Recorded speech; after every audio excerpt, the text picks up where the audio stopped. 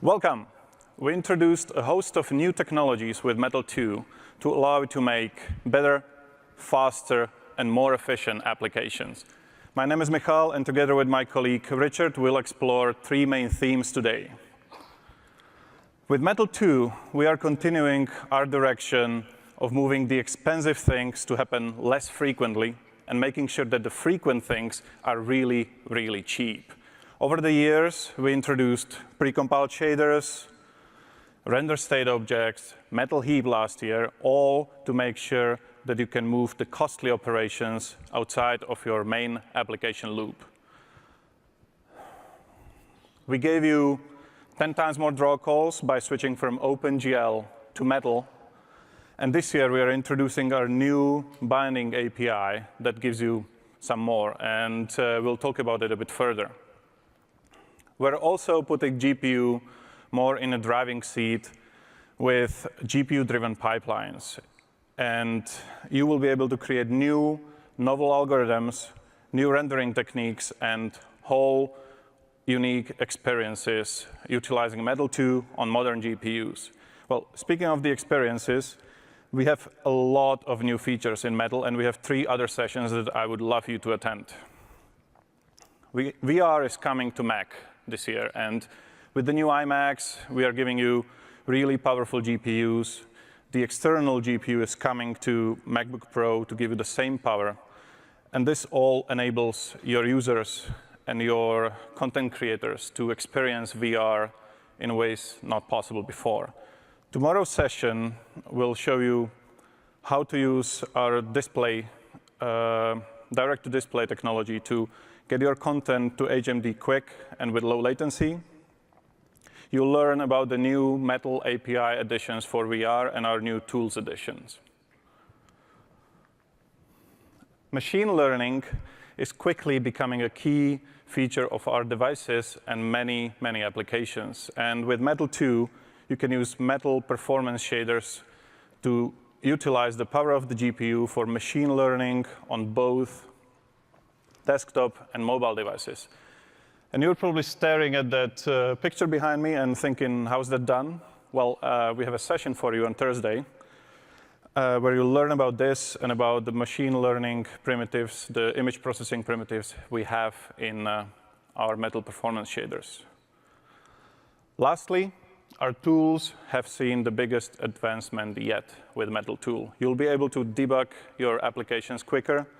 You can drill down to problems easier, and we are exposing, for example, GPU performance counters to make sure that you can find your hotspots and your application fast paths quicker. So I hope I got you excited about the few days ahead, and let's get back to the present with the content of today's session. So we'll start with argument buffers, probably our biggest core framework addition this year. Argument buffers provide an efficient new way of configuring which buffers, textures, and samplers your application can use, freeing up considerable amount of CPU resources and actually enabling completely new use cases for the GPU at the same time.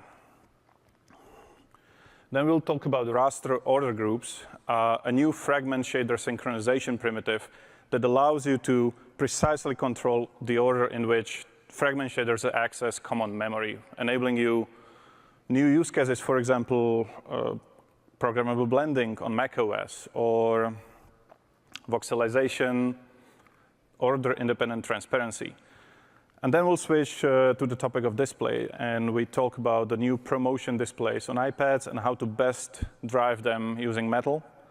And we'll also give you a recap of our best practices of getting your content from your render targets to the glass as quickly as possible and with the least amount of latency.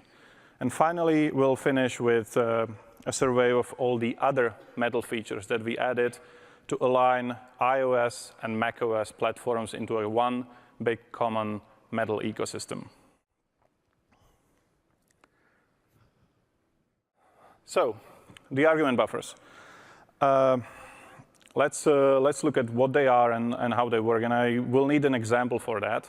So let's pick up a simple material that those who actually wrote any sort of 3D renderer probably know. In your material, you have a bunch of numerical constants, a bunch of textures, probably more than 2 nowadays, a sampler. And this is what you need to send to the GPU to be able to render your primitive. Now, the texture objects are interesting because they contain both texture properties such as width, height, pixel format perhaps, and then a pointer to a blob of memory which contains all the pretty pixels. Well, unfortunately, we're not really interested in those pixels in this presentation, so off it goes. And we'll only be talking about the boring texture states. So with traditional argument model, we allow you to put all the constants into a metal buffer, and we created this indirection so that it's easy for you to use, and also it gives GPU the unfiltered direct access to all the data. However, when it comes to things like textures or samplers, you still need to go through quite a bit of an API. And in your rendering loop, you set the buffer, set all the textures, samplers, and only after that you can finally draw. And even though metal is really optimized, this is quite a few API calls, and if you multiply it with the number of objects you need to render every frame, and the fact that you need to do all this work every frame, it actually, at some point, limits the amount of objects that you can put on screen. With argument buffers, we decided that we would like to extend this very convenient indirection that we have for constants to everything. So you can actually put texture state, samplers, pointers to another buffer into an argument buffer. And this really simplifies your rendering pipeline because, well, suddenly, only thing you need to do is set the buffer and draw. And you probably figured out that with this few API calls, you can put more objects on screen. And as you'll see later, you can do actually even better with argument buffers. So we've done a bunch of benchmarks and run argument buffers on our devices. And this is, for example, what you get on iPhone 7. While with traditional model, quite unsurprisingly, the cost of your draw call scales with the amount of resources you use in a draw call. With argument buffers, the cost stays pretty low and almost flat. So this already shows you that, for example, with a very simple shader with just 2 resources, a texture and a buffer, or 2 textures, you're getting 7 times the performance improvement. With 8 textures or 8 resources, however you want to mix it up, you are getting 18 times performance improvement on iPhone 7. And it goes even better with 16 resources, obviously. So I already talked about the performance. I hinted towards the new use cases, and we'll talk about this in a minute. And the last point, the last benefit of argument buffers I would like to bring up is the ease of use. And it comes from the fact that argument buffers are ultimately extension of buffers. So you can, for example, go ahead and prepare them ahead of the time, let's say when your game is loading, and then don't have to worry about it anymore during your rendering loop, further improving your performance. Or you can mix them with the traditional binding model, for example, even within a single draw call, which means that your adoption can be as simple as using our new tools to figure out what is your most expensive loop in your application, and optimizing that, and then maybe return to the rest in a year when you have time. And lastly, the argument buffers are supported across all metal devices. So once you take this adoption step and you get all the performance, you can keep using it on all metal devices. The ease of use actually translates really well to the shaders. And since we will be looking at the shaders quite a bit during this section, this is an example of the material I gave you in the beginning. And as you can see, the textures and the sampler are part of the structure. And that's the main thing to take away from this, is that your argument buffer is just a structure in a shader, and you can use all the language that you have at your disposal to make embedded structures to organize your data, or use arrays or pointers. It just really works. So let's now look at the three main new features of argument buffers. The first one being dynamic indexing. And a great example of it is crowd rendering.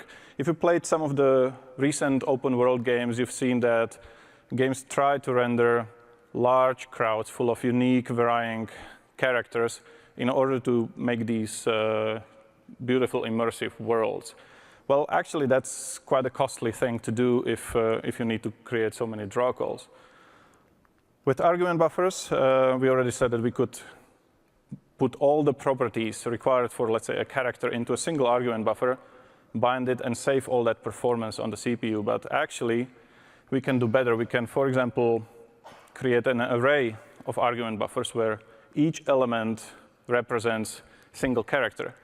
And then it suddenly becomes very, very simple, because what you need to do is set this big buffer. That's one API call. Issue single instance draw call, let's say with 1,000 instances, because I would like to have 1,000 characters on screen. That's second API call. And after that, it's all on the GPU. In your vertex shader, you use instance ID to pick the right element from the array, get the character, put it somewhere where it needs to be in the world, give it the right pose, if it's, for example, mid-walk cycle. And then in the fragment shader, again, you use the instance ID and pick the right materials, the right hair color to finalize the look. So we are suddenly getting from tens, hundreds, maybe 1,000 draw calls to a single one. And it's faster on the CPU, it's faster on the GPU. And this is how simple it looks in a shader. Pretty much, your argument buffer becomes an array of structures. You pick the right element using instance ID, you reference to it, and then you can, for example, take that pointer and pass it to your helper methods or whatever you need to do to process the data. The second great feature of argument buffers is the ability of the GPU to set resources. And we actually created an example for this. We created a particle simulation running completely on the GPU. And I'll tell you how we've done that, and we see it in action later. So we created an array of argument buffers where each element is a single particle. And I guess you already spotted the trend here. Our simulation kernel then treats and simulates one particle per thread. But we wanted to actually go further, and we wanted to be able to create the particles in the kernel as well on the GPU. So in order to do that and to give it the right materials, we also have argument buffer with all the different materials that we would like our particles to have. And our simulation kernel then, every time you do an action in our little demo, the simulation kernel looks into the environment and see what's the correct, most appropriate material. And let's say if we are in the forest, we pick moss as the right appropriate material for a rock and copy it to the particle itself. If you're on the rocks, we pick the rock material. In a hill, we pick grass. So this way, everything stays on a GPU. And it actually looks in a shader just as simple as I described it. If you want to modify data on your GPU, you bind it as a device buffer and start assigning values as you are used to. But also this time around, you can copy textures or copy the whole structure, and it's really this simple. And the last great feature I would like to mention is ability of argument buffers to reference another argument buffer. So this way, you can actually go ahead and create reusable and complex object hierarchies just as you are used to from C++, Swift, Objective-C. Let's say in the example of our renderer, if you have a ton of objects, but you probably have very few materials. So what you can do is reference the material from each object and save some memory. Or you can build your scene graph as a binary tree where actually you point to the objects and the tree nodes as you need them, as you would be used to from the CPU. And you can share this data with the CPU as well. So these are the main features, and let's look at the support matrix. We have 2 tiers. The tier 1 is supported across all Metal devices, and you get the CPU performance improvements, you get the new shader language, but because of the limitations of the GPUs, this tier is not able to utilize the GPU-driven use cases that I mentioned earlier. With tier 2, however, you are getting all of this, so you get all the new use cases, and we are also really increasing the amount of resources you can access. Your shaders can access 500,000 textures and buffers for you to do these new algorithms. While tier 1 is supported on all Metal devices, tier 2 is something you need to query for, but don't worry, the support is really wide. All the Macs with discrete GPUs are tier 2. All the new MacBook Pros, the latest MacBook, the last year MacBook Pros are tier 2, so we can go ahead and have fun.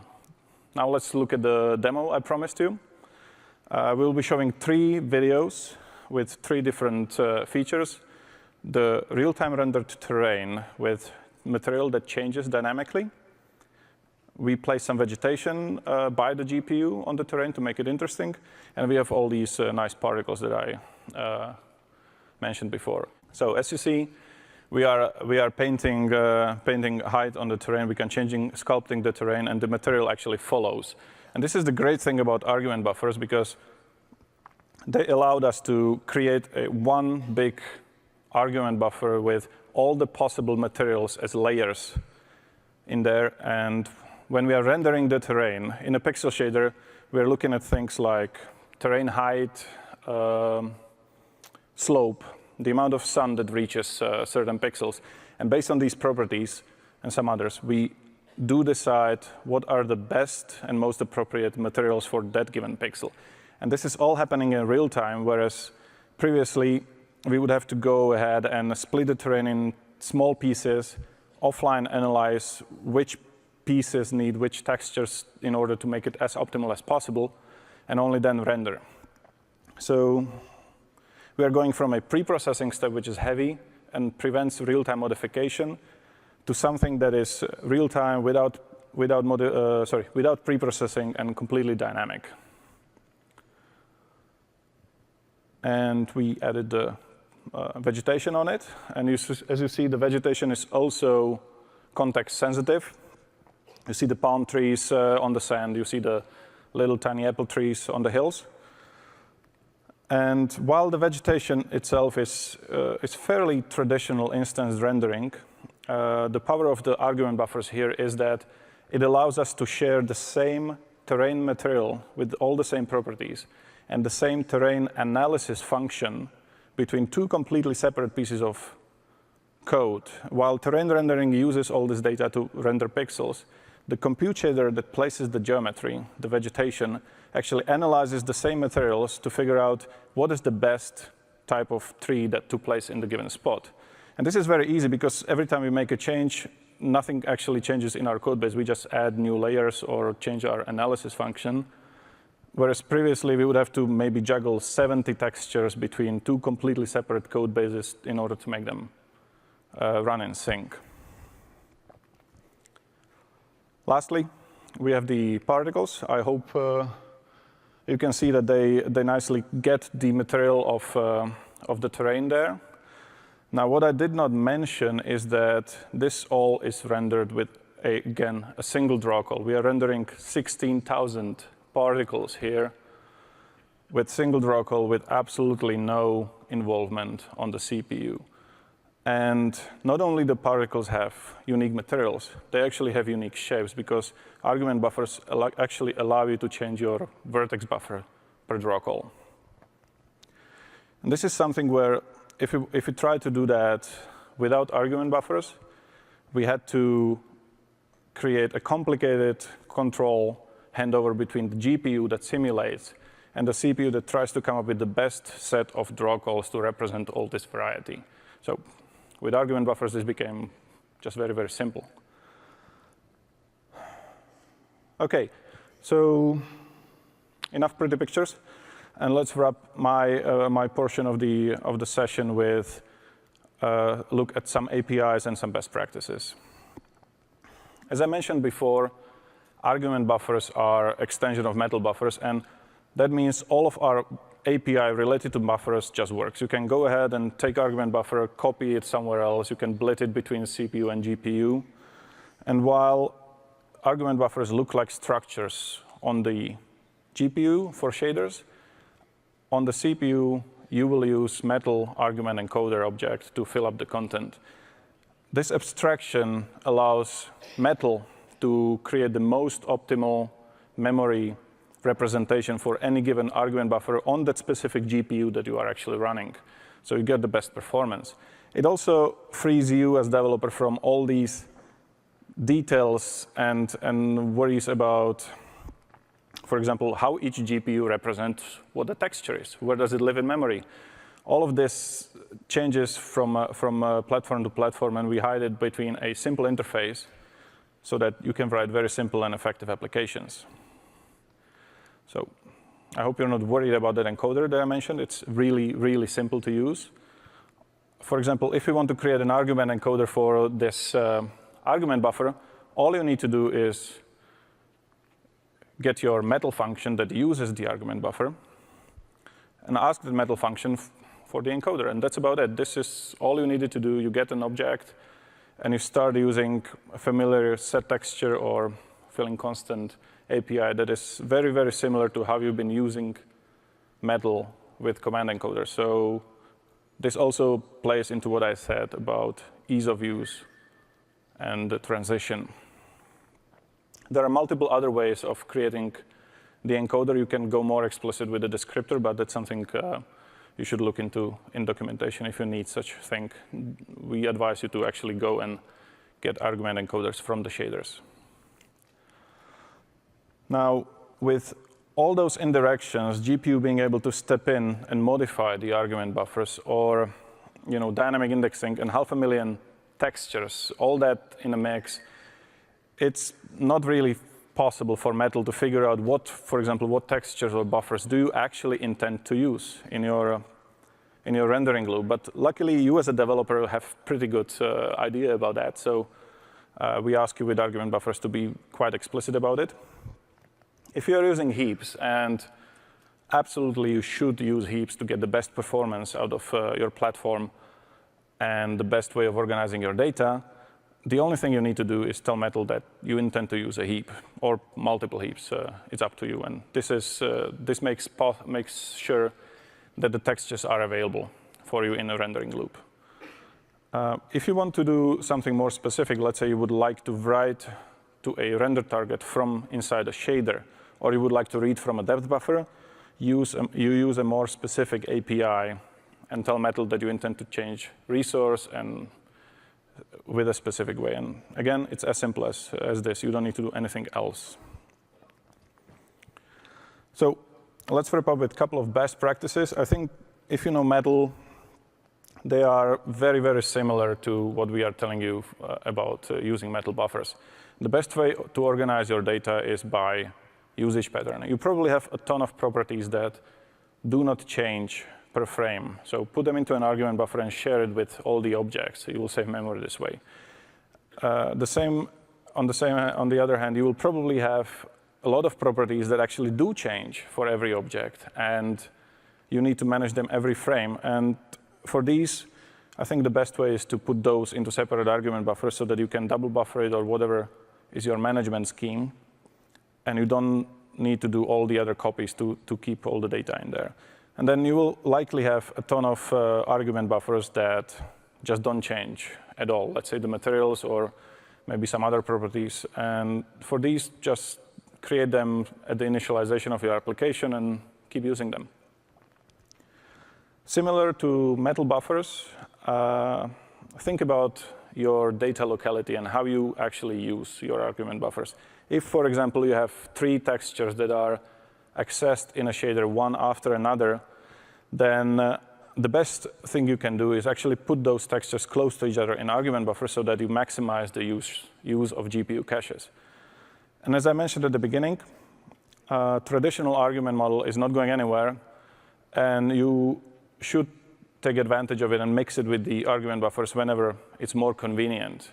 So let's say if you need to change a single texture for every object, for example, a cube map reflection, it probably would be an overhead to create argument buffer just for that and update it every frame. So just use the traditional model for this.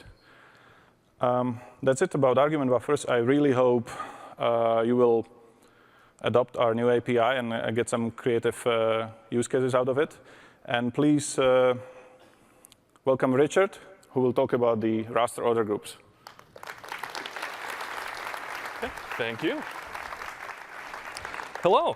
So thank you, Mikkel. So I'm going to take you through the rest of today's presentation, starting with raster order groups. So this is a new feature that gives you control over the GPU's thread scheduling to run fragment shader threads in order. This allows overlapping fragment shader threads to communicate through memory, where before it wasn't always really possible to do in most cases. So this opens up a whole new set of graphics algorithms that were not practically achievable with just write-only access to your frame buffers or on-road access to memory to device memory. For example, one of the key applications for this is order-independent transparency.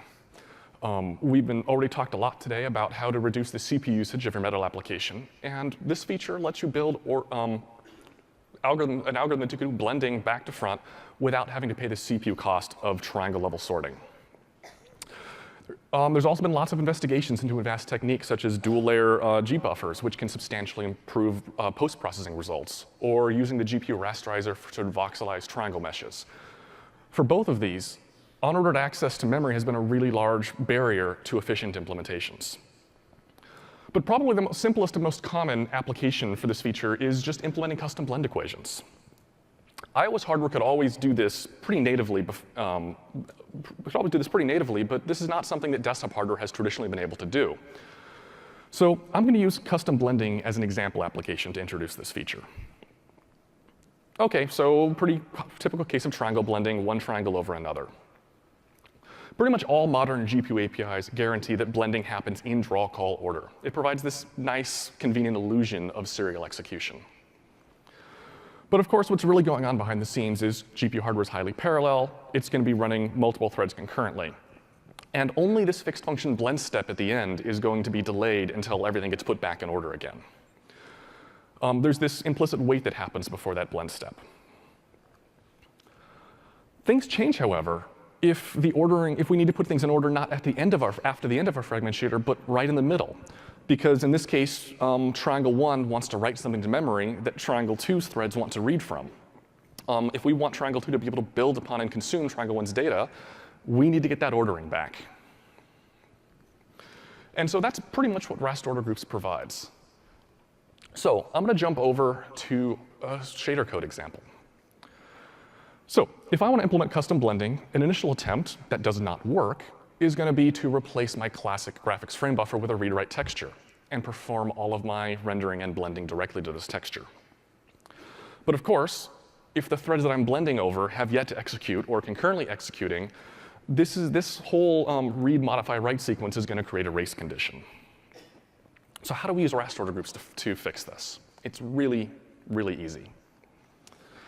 All I have to do is add a new attribute to the memory that has conflicting accesses. At this point, the compiler and the hardware are going to cooperate to be able to implicitly take the entire range of your shader that accesses that memory from the very first to the very last access and turn it into a critical section behind the scenes. You can also apply this attribute to normal device memory pointers, not just textures. So with that, we get the thread scheduling that we want. Thread 1 will proceed and write to memory, and thread 2 is going to stop and wait until thread 1's write's complete, giving us basically race-free access to this memory. There's one other really important topic, and that's talking about which threads are synchronizing it with each other. So of course, GPU hardware is going to be running not just 2, but tens of thousands of threads at the same time. And in fact, it's probably executing every single thread from both of these triangles simultaneously. So of all of these thousands, tens of thousands of threads, which ones synchronize with each other? So I've highlighted one pixel here because that's the answer to this question. This feature only synchronizes against other threads that your current fragment shader thread overlaps with. Those other threads that are targeting the same frame buffer XY location, targeting the same multi-sample location, targeting the same render target index. If I wanted, it specifically does not provide any guarantees at all against that you can safely access memory that are written by any neighboring pixels.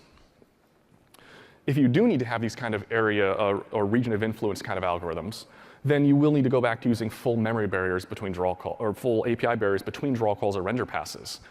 But this comes at a much higher performance cost, and it does not work in the case where you have triangle overlap within a single draw call. But for these common algorithms that you do have, you only need overlap-only synchronization, Raster order groups can get the job done at a substantially lower performance cost. So this is a pretty actually easy one, and that's really all I've got to say about it. Raster order groups lets you efficiently wait for overlapping and only overlapping threads to finish their access to memory, which enables a collection of GPU algorithms that were previously just too inefficient to use practically on GPU hardware.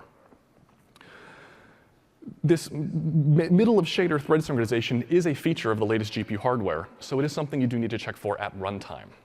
In particular, it's supported on the newest AMD Vega GPUs announced this week, as well as the past couple years' worth of Intel GPUs. That brings us on to our second feature, and that is the new iPad Pro's ProMotion display.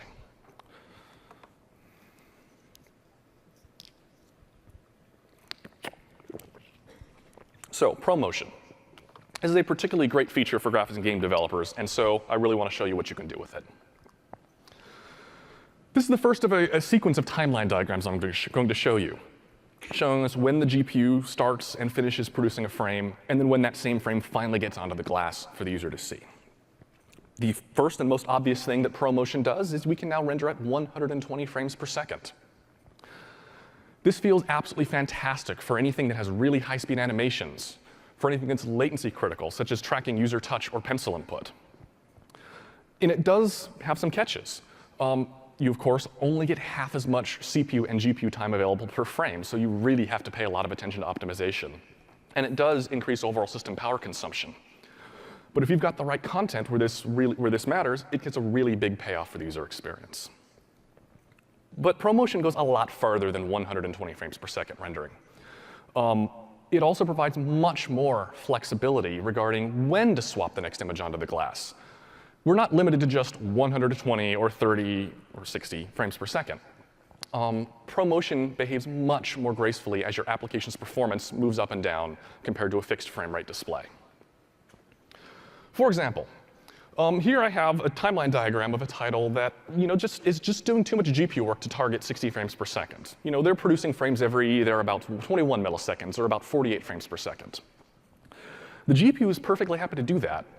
But on the display side, we can only refresh once every 16 milliseconds, and so we end up with this beating pattern. There's this stuttering that the user feels where some frames are on the glass a lot longer than others. And it's not nice at all. And so pretty much universally what applications do in this case is they will have to artificially constrain the frame rate all the way down to 30 frames per second. They're basically trading away their peak frame rate in order to get some level of consistency. ProMotion does much better here. So if I just take the same application and move it to a ProMotion display, it does this to our timeline. We now have a refresh point every 4 milliseconds rather than every 16. Our timeline gets pulled in, even with the GPU doing exactly the same work as before. The display can now present at an entirely consistent 48 frames per second. The user is now getting both the best possible frame rate and perfect consistency from frame to frame. This trade-off that we had to make is completely gone. Furthermore, so a second example, is this time an application that wanted to make 60 frames per second, but one frame just ran a bit long, and we missed our deadline. On a fixed frame rate display, we end up on the display side with a pattern that looks very similar to what we saw before. ProMotion can fix this too. So frame 1's time on the glass, rather than being extended by 16 milliseconds, is now only extended by 4. The degree of stutter that the user experiences is tremendously reduced. And then frame 2 and 3, their latency gets pulled right back into where they were before. The system recovers right back onto the timeline right away. Latency is improved. and your application can proceed on. We've just gotten right back to where we wanted to be. So put it all together, this just makes animations just feel that much more robust and solid no matter what's going on. So how do you actually go about taking advantage of this? For normal UI kit animations, such as scrolling through lists or views, iOS will do this entirely for you out of the box. It will render at 120 frames per second when appropriate. It will use the flexible display times when appropriate. Metal applications, though, tend to be much more aware of their timing. And so for those, we've made this an opt-in feature. Opting in is done really easily just by adding a new entry to your application bundles info plist. Once you do this, the timing behavior of our 3 Metal presentation APIs changes a little bit. And so I'm going to walk you through those 3 APIs and how they change now. So the first of our Metal presentation APIs is just present. It says present immediately. Schedule my image to be put on the glass at the very next available refresh point after the GPU finishes. On fixed frame rate hardware, that's 16 milliseconds, and on iPad Pro, that's now 4 milliseconds. This is the easiest API to use, as it takes no arguments. So it's the API that most of the people in this room are already using. It's also the API that gives you the lowest latency access to the display. It works identically on both our fixed frame rate and ProMotion hardware, but once you opt in, it starts working with much, much better granularity. The second of our Metal presentation APIs is present with minimum duration. So this says, whenever this image lands on the glass, keep it there for a certain fixed amount of time. So if my image lands on the glass here, it's going to stay for 33 milliseconds. And if my start time shifts, so does the end time. This is the API you'd use if you want perfect consistency in frame rate from frame to frame. This is particularly useful on 30 frames per second, on 60 frames per second fixed rate displays, although it's also sometimes useful on ProMotion as well. But our third presentation variant is the most interesting by far. It's present at a specific time. And it does exactly what it sounds like. If the GPU is done well before the designated time, the display will wait. If the GPU runs over your deadline, the display will pick it up at the very next available point afterwards. This is the key API to use if you want to build fully custom animation and timing loops. This API, to present in time, combined with a ProMotion display, basically lets you leave behind the concept of a fixed frame rate entirely and render your content exactly for the time the user is going to see it. If you want to keep your Metal view perfectly in sync with something else happening on the system, such as audio, or if you want to basically provide the appearance of 0 latency at all and be able to forward project your animation for exactly when the user is going to see your content, this is what lets you do that. Now, of course, the trick is implementing that project next display time. That's your function. To make that work, you do need some feedback from the system to help you determine what your actual performance is. And so we've added that as well. So a Metal drawable object is a transient object that tracks the lifetime of one image you've rendered all the way through the display system. It can now be queried for the specific time that frame lands on the glass, and you can also get a callback when that happens. So now you can know when your images are landing on the glass, when they're being removed, and you have the key signal to know when you are or are not making the designated timing that you intended, and it'll giving you the signal to adjust for future frames. So that's the story of ProMotion and what you need to do to make use of it on these new iPad Pros.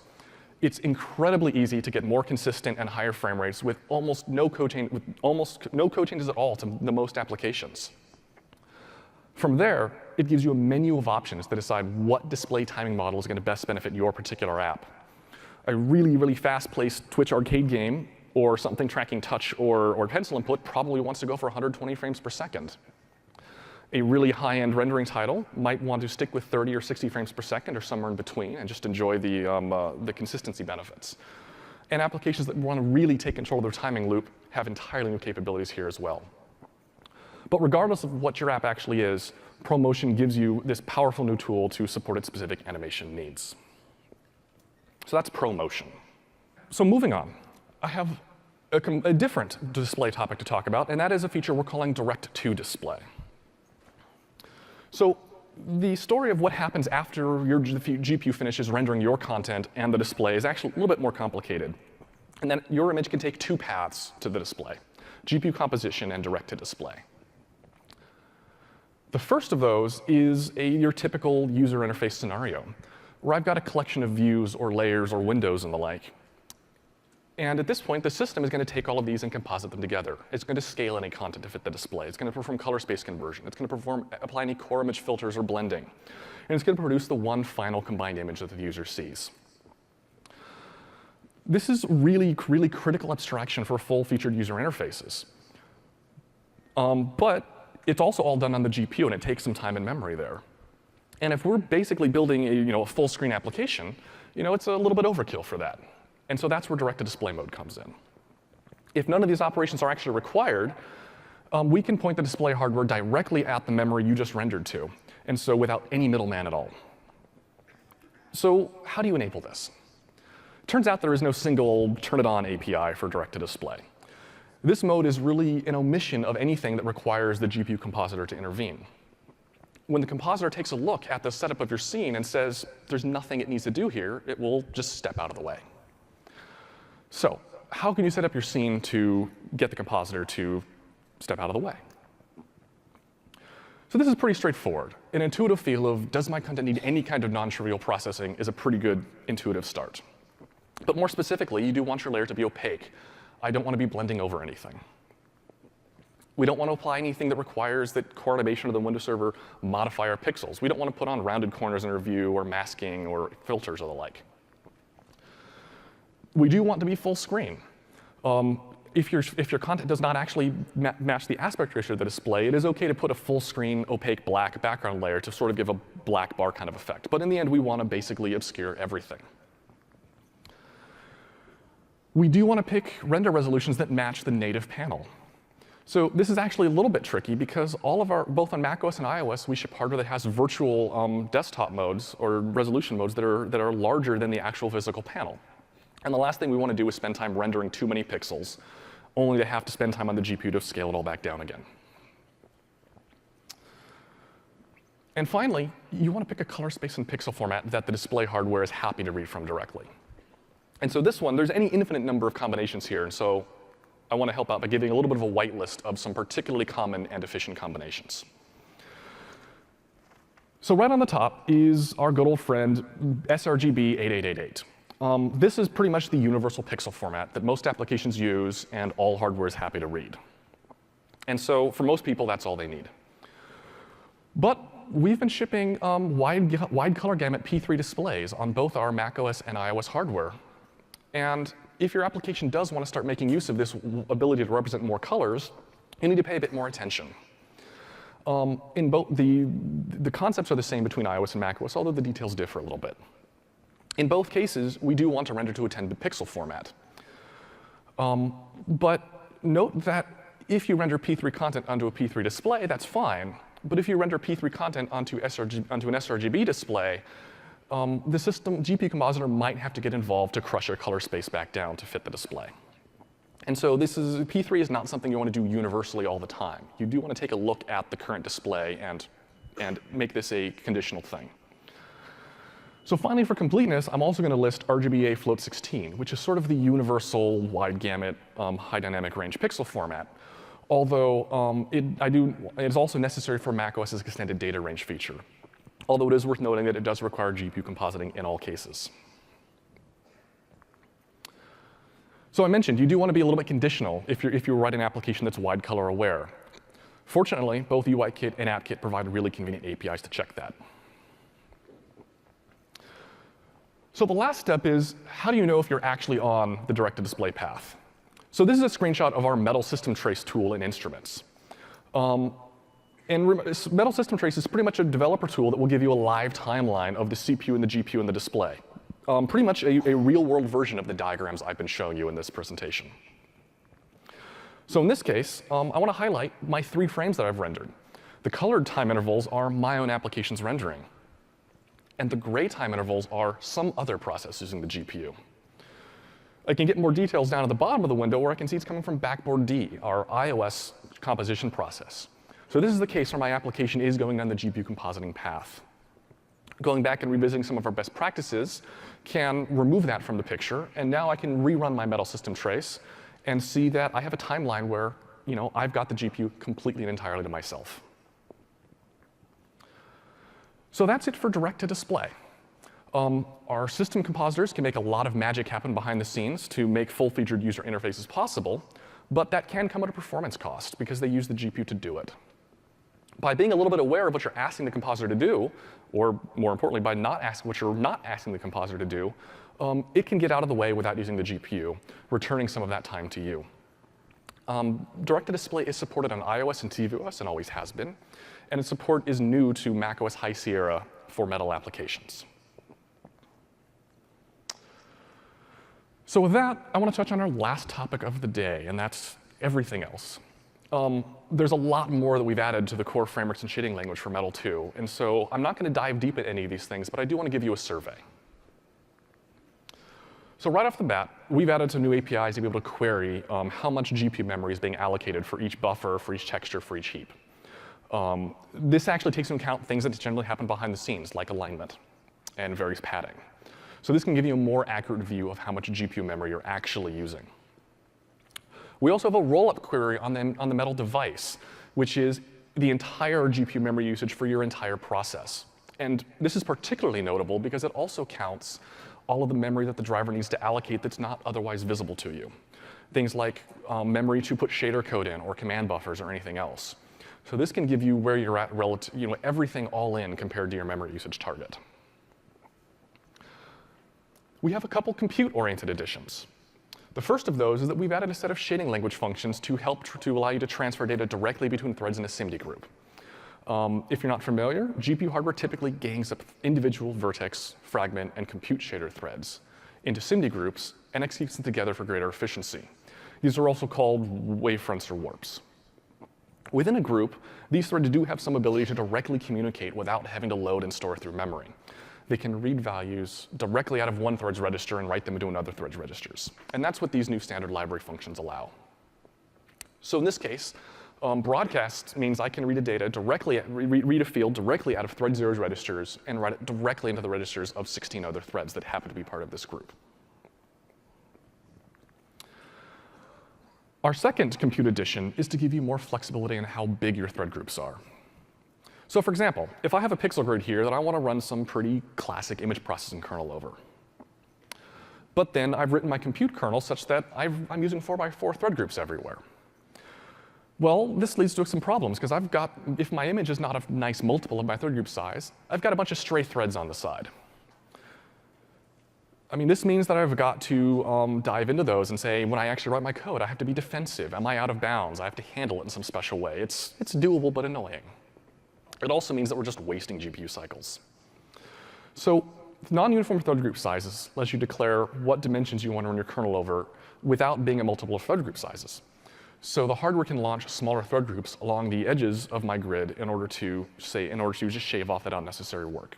It both improves GPU performance and just makes your kernels easier to write. We've added support for viewport arrays. You can now configure up to 16 simultaneous viewports, and your vertex shader can select per triangle which viewport that triangle gets presented into. I'm not going to go further into this because it will be discussed in detail tomorrow in the VR with Metal 2 session. It is particularly valuable for efficiently rendering two left and right eyes. We've added the ability to choose where in each pixel your multi-sample locations are supported.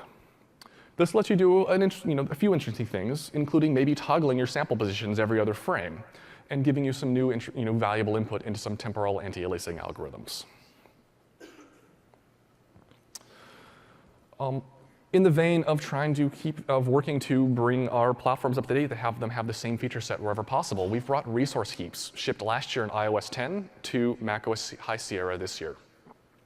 So I'm going to actually do a little bit of a refresher on this because good usage of heaps is really important to getting the most out of argument buffers. So heaps are, of course, where I can allocate a big slab of memory up front.